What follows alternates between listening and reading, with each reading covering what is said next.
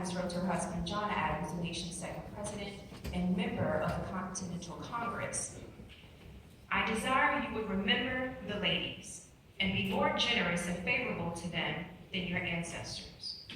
If particular care and attention is not paid to the ladies, we are determined to foment a rebellion and will not hold ourselves bound by any laws in which we have no voice or representation." Abigail Adams' letter was a private first step in the fight for women's equality. As we all know, John Adams disregarded her plea, and the founders intentionally kept women out of our founding documents. And over 200 years later, here we are, asking to intentionally be put in. Virginia has long failed to recognize that all citizens are entitled to equality under the law. Virginia fought against women's right to vote up to 32 years after it had been ratified in the Constitution. Virginia fought against desegregation and led the charge with massive resistance and closed the doors to schools instead of having white children suffer to be educated with blacks. And we all remember lovingly Virginia, where Virginia fought vehemently against interracial marriage. And of course, there's the Virginia Military Institute decision, where Virginia spent millions of dollars and appealed all the way to the Supreme Court to keep women out of the all-male college. And it was Supreme Court Justice Ruth Bader Ginsburg's speech when she said, and I am paraphrasing, that women can do all things if given the opportunity, and separate is not equal, and women should not be relegated to second-class citizenship and forced to attend a lesser school. That inspired me to apply, be admitted, and enroll in Virginia Military Institute, and to graduate from one of the top military colleges in this country. And it's Virginia again on the battleground of equality. And I don't know about you, but I think that it's right on time for Virginia to finally be on the right side of history.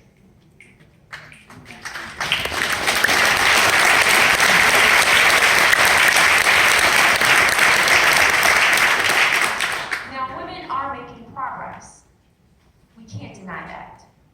But I reject the contention that just because some people here are of privilege and don't have to suffer from sex discrimination or unequal pay for equal work, that an equal rights amendment is not needed. Women across the Commonwealth and country are demanding our equality without an apology.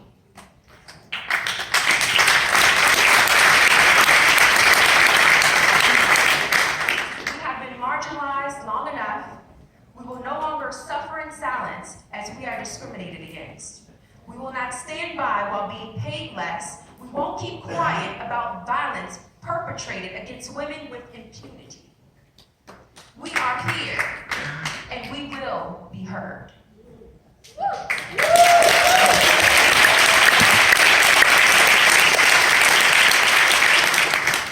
As Shirley Chisholm, the first Black woman to serve in Congress, stated, "The Equal Rights Amendment will provide a legal basis for attack on the most subtle, most pervasive, and most institutionalized form of prejudice that exists.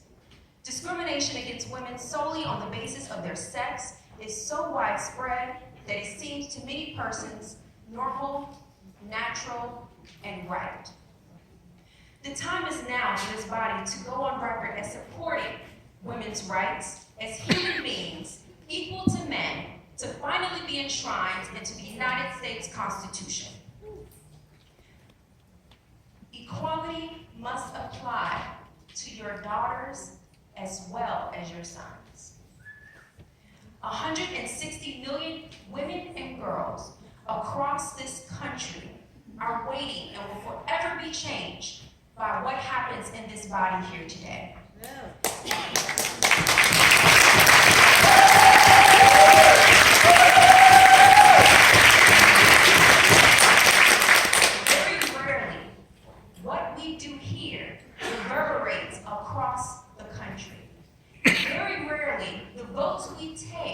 matter to people around the nation and the world. But I want to be unequivocally clear that this is a vote of a lifetime. Never again will you be able to affect the United States Constitution and solidify and enshrine women's equality into our founding document. Your name will forever be written and remembered. The question is, what side of history do you want to fall on?